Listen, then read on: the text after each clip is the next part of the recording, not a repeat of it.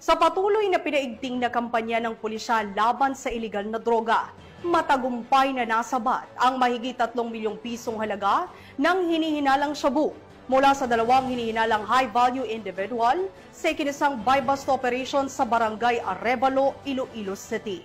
Yan ang tinutukan ni Patrolwoman Ledelyn Bansagon. Estado ang dalawang hinilaang high-valued individual sa isang matagumpay na buy-bust operation na sinagawa sa distrito ng Arevalo, Iloilo City, bandang alas 10:24 ng gabi noong ika-26 ng Hulyo taong kasalukuyan.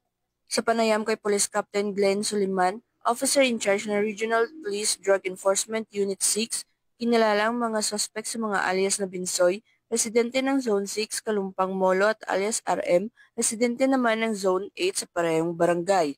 Unang nabentahan ng mga suspect ang isang undercover operative na isang sachet ng hinilaang shabu na nagkakalaga ng 12,000 piso.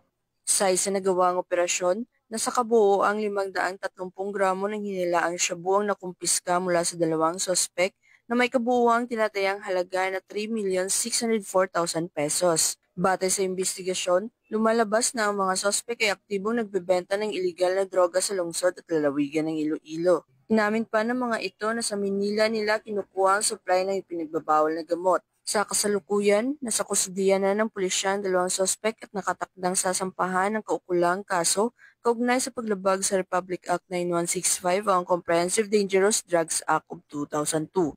Patuloy ang investigasyon ng mga otoridad upang matukoy pa ang iba nilang kasabwat sa illegal na drug trade.